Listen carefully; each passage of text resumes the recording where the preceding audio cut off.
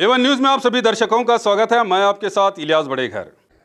Mahi mehndi designs for all types of functions, marriages, engagement, anniversary, birthday parties, school colleges functions, bridal, Arabic और all types of functions में खूबसूरत mehndi design के लिए with home service please contact Mahi mehndi designer.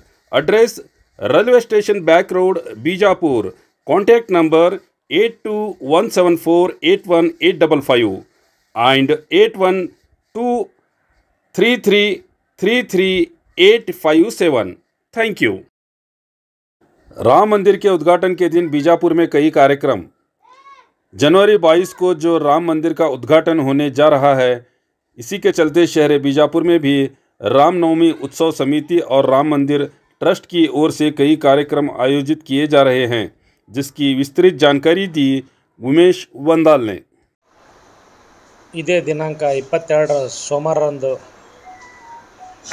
ವಿಶ್ವ ಎಲ್ಲ ಸಾಕಷ್ಟು ಹಿಂದೂಗಳು ಕಾಯ್ದು ಕುಳಿತಿರ್ತಕ್ಕಂಥ ಹಿಂದೂಗಳ ಕನಸಾಗಿರ್ತಕ್ಕಂಥ ರಾಮ ಮಂದಿರ, ಭವ್ಯವಾದ ರಾಮ ಮಂದಿರ ಉದ್ಘಾಟನಾ ಸಮಾರಂಭ ದಿವಸ ವಿಜಯಪುರ ನಗರದಲ್ಲಿ ರಾಮನವಮಿ ಉತ್ಸವ ಸಮಿತಿ ಹಾಗೂ ರಾಮ ಮಂದಿರ ಟ್ರಸ್ಟ್ ವತಿಯಿಂದ ಅವತ್ತೊಂದು ಕಾರ್ಯಕ್ರಮ ಹಮ್ಮಿಕೊಳ್ಳಲಾಗಿದೆ. ಆ ಕಾರ್ಯಕ್ರಮದಲ್ಲಿ ಸಾರ್ವಜನಿಕರು ಎಲ್ಲರೂ ಪಾಲ್ಗೊಳ್ಬೇಕಂತಂದು ಸವಿನಯ ವಿನಂತಿ ಮನವಿಯನ್ನು ಮಾಡ್ತೀನಿ. ಆ ಕಾರ್ಯಕ್ರಮ ಏನಪ್ಪ ಅಂತಂದ್ರೆ ಬೆಳಗ್ಗೆ 6 ಗಂಟೆಗೆ ಹೋಮ ಹವನ ಇರ್ತದೆ. 6 ಗಂಟೆ ನಂತರ 9:30 ಗಂಟೆಯಿಂದ ಸ್ಟೇಜ್ ಕಾರ್ಯಕ್ರಮ ಸ್ಟಾರ್ಟ್ ಆಗ್ತದೆ. ಸ್ಟೇಜ್ ಕಾರ್ಯಕ್ರಮ ಅಂದರೆ ಕಾರ್ಯಕರ್ತರ ಸನ್ಮಾನ. ಕಾರ್ಯಕರ್ತರು ಅಂದ್ರೆ ಕರಸೇವಕರು, ಹಿಂದೂ ಸಮಾಜದಲ್ಲಿ ಸಾಕಷ್ಟು ಒಳ್ಳೆಯ ಕೆಲಸ ಕಾರ್ಯಗಳನ್ನು ಮಾಡಿರ್ತಕ್ಕಂಥವ್ರು, ಜೈಲಿಗೆ ಹೋಗಿ ಬಂದವರು, ಹೋರಾಟ ಮಾಡಿರ್ತಕ್ಕಂಥ ಅವೆಲ್ಲ ಕಾರ್ಯಕರ್ತರನ್ನ, ಹಳಿ ಕಾರ್ಯಕರ್ತರನ್ನ ಗುರ್ತಾ ಹಿಡಿದು ಅವರಿಗೆ ಸುಮಾರು 511 ಜನರಿಗೆ ಸನ್ಮಾನ ಇರ್ತದೆ. ಭವ್ಯವಾದ ರಾಮ ಮಂದಿರದ ಒಂದು ಕಟ್ಟಿಗೆ ಒಂದು ಮೂರ್ತಿಯನ್ನು ಅಂದ್ರೆ ಅದನ್ನು ಕೊಡುವಂಥ ಒಂದು ವ್ಯವಸ್ಥೆ ಮಾಡಿದೆ. ಆ ಕೊಟ್ಟು ಸನ್ಮಾನ ಮಾಡಬೇಕಂತಂದು, ಅದಾದ ನಂತರ ವಿಜಯಪುರ ಬ್ರಾಹ್ಮಣ ಮಹಿಳಾ ಮಂಡಳಿ ವತಿ ಅಧ್ಯಕ್ಷರಾದ ಭಾಗ್ಯಶ್ರೀ ಕಟ್ಟಿ ಅವರ ನೇತೃತ್ವದಲ್ಲಿ ಕೋಲಾಟ ಕಾರ್ಯಕ್ರಮ ಇರ್ತದೆ. ಮತ್ತು ಮನೀಷಾ ಕುಲಕರ್ಣಿ ಅವರಿಂದ ಭಕ್ತಿಗೀತೆಗಳು ಇರ್ತಾವೆ. ಭೀಮರಾವ್ ಜೋಶಿ ತೆಲಗಿ ಅವರು ಹಾಗೂ ಭಾರತಿ ಕುಂದನಗಾರ ಅವರಿಂದ ಸಂಗೀತ ಕಾರ್ಯಕ್ರಮ ಇರ್ತಾವೆ. ಅವೆಲ್ಲ ಕಾರ್ಯಕ್ರಮ ಆದ ನಂತರ ನೇರ ಪ್ರಸಾರ, ಅಯೋಧ್ಯೆಯಲ್ಲಿ ಆಗಿರ್ತಕ್ಕಂಥ ಉದ್ಘಾಟನಾ ಸಮಾರಂಭದ ನೇರ ಪ್ರಸಾರವನ್ನು LED ಮೂಲಕ ತಮ್ಮ ರಾಮ ಮಂದಿರ, ಬಿಜಾಪುರದಲ್ಲಿ ಇರ್ತಕ್ಕಂಥ ರಾಮ ಮಂದಿರ ಮುಂದೆ ಅದನ್ನು ಪ್ರದರ್ಶಿಸಲಾಗುತ್ತದೆ. ಅದು ಆದ ನಂತರ ಅನ್ನಪ್ರಸಾದ ಇರ್ತದೆ. ಸಾಕಷ್ಟು ಜನರಿಗೆ ಎಲ್ಲರಿಗೆ ಅನ್ನಪ್ರಸಾದ ವ್ಯವಸ್ಥೆ ಮಾಡಿದೆ. ಅವತ್ತು ಯಾರೂ ಉಪವಾಸ ಇರಬಾರ್ದು. ಪ್ರಾಣಿ ಪಕ್ಷಿಗಳು ಹಿಡ್ಕೊಂಡು ಯಾರೂ ಒಬ್ಬ ಒಳ್ಳೆ ವ್ಯಕ್ತಿಗರಿರ್ಬೋದು. ಅವತ್ತು ಹಬ್ಬದ ವಾತಾವರಣ ನಿರ್ಮಾಣ ಆಗಬೇಕು. ಎಲ್ಲರಲ್ಲಿ ನಾನು ಮನವಿ ಮಾಡ್ಕೋತೀನಿ, ಎಲ್ಲರೂ ಪ್ರತಿಯೊಬ್ಬರು ತಮ್ಮ ತಮ್ಮ ಮನೆಯಲ್ಲಿ ದೀಪ ಬೆಳಗುವ ಮೂಲಕ ಅವತ್ತೊಂದು ಈ ಒಂದು ಉದ್ಘಾಟನಾ ಕಾರ್ಯಕ್ರಮವನ್ನು ಸಮಾರಂಭ ಹಬ್ಬವಾಗಿ ಆಚರಣೆ ಮಾಡಬೇಕಂತಂದು ತಾನು ಮನವಿ ಮಾಡ್ಕೋತೀನಿ. ರಂಗೋಲಿ ಹಾಕಿರಿ, ದೀಪ ಹಚ್ಚಿರಿ. ನಿಮ್ಮ ಓಣಿಯಲ್ಲಿ ಇರ್ತಕ್ಕಂಥ ಸಣ್ಣ ಸಣ್ಣ ದೇವಸ್ಥಾನಗಳು ಕೂಡ ತಾವು ದೀಪ ಹಚ್ಚುವ ಕಾರ್ಯಕ್ರಮ ಮಾಡಬೇಕು. ದುರ್ಗಾ ದ್ಯಾಮನ ಗುಡಿ ಇತ್ತಂದ್ರೂ ಕೂಡ ಆ ದೇವಸ್ಥಾನವನ್ನು ಸ್ವಚ್ಛವಾಗಿ ತೊಳೆದು ಅವತ್ತೊಂದು ದಿವಸ ದೀಪ ಹಚ್ಚುವ ಕಾರ್ಯಕ್ರಮ, ರಂಗೋಲಿ ಹಚ್ಚುವ ಕಾರ್ಯಕ್ರಮ ಮುಖಾಂತರ ನಾವು ಈ ಆಚರಣೆ ಮಾಡಬೇಕಂತಂದು ತಮ್ಮೆಲ್ಲರಲ್ಲಿ ಸವಿನಯ ಪ್ರಾರ್ಥನೆ ಅದ.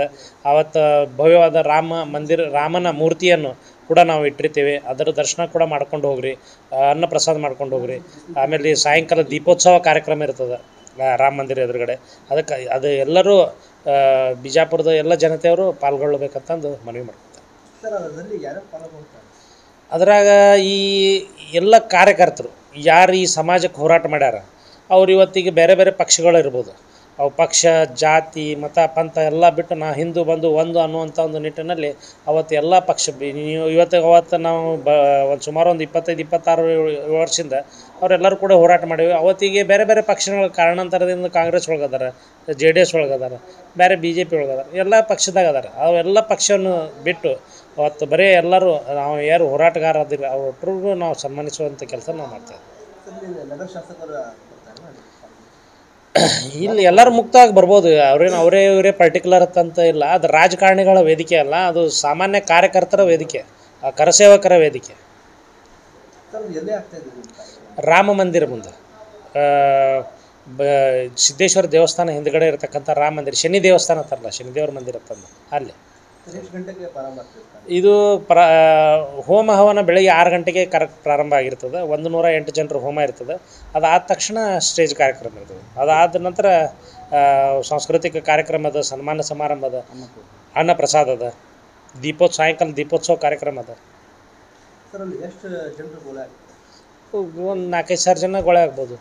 ಎಲ್ಲರಿಗೆ ಆಗ್ತದೆ, ಹೆಚ್ಚಿಗೆ ಆಗ್ಬೋದು. ಇನ್ನೂ ಎಷ್ಟು ಸಾಧ್ಯ ಆಗ್ತದೆ ಅಷ್ಟೆಲ್ಲ ಜನರು ಬರಲಿ ಅಂತಂದ್ರೆ ಎಲ್ಲರಿಗೆ ಪ್ರಸಾದದ ವ್ಯವಸ್ಥೆ ಇರ್ತದೆ.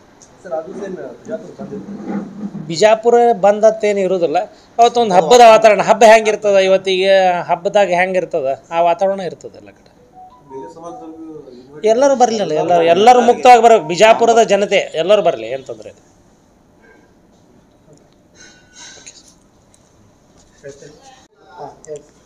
ಇದೇ ದಿನಾಂಕ 22ರಂದು ಏನು ಅಯೋಧ್ಯೆಯಲ್ಲಿ ರಾಮ ಮಂದಿರದಲ್ಲಿ ರಾಮಲಲ್ಲಾರ ಮೂರ್ತಿ ಪ್ರಾಣ ಪ್ರತಿಷ್ಠಾಪನಾ ಕಾರ್ಯಕ್ರಮದ ಪ್ರಯುಕ್ತ ಬಿಜಾಪುರ ನಗರದಲ್ಲಿ ರಾಮನವಮಿ ಉತ್ಸವ ಸಮಿತಿ ಅಧ್ಯಕ್ಷ ಉಮೇಶ್ ವಂದಾಲ್ ಅವರ ನೇತೃತ್ವದಲ್ಲಿ ರಾಮ ಮಂದಿರದ ಎದುರುಗಡೆ 108 ಮಂದಿ ಬೆಳಿಗ್ಗೆ 6 ಗಂಟೆಗೆ 108 ಮಂದಿ ಒಳಗೊಂಡಂಥ ಒಂದು ದೊಡ್ಡ ಹೋಮ ಹವನ ಕಾರ್ಯಕ್ರಮ ಇರ್ತದೆ.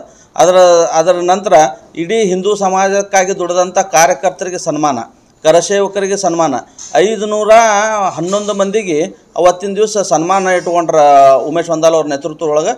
ಮತ್ತು ರಾಮ ಮಂದಿರ ಟ್ರಸ್ಟ್ ಸಹಯೋಗದೊಳಗೆ ಇರ್ತದೆ ಇದು.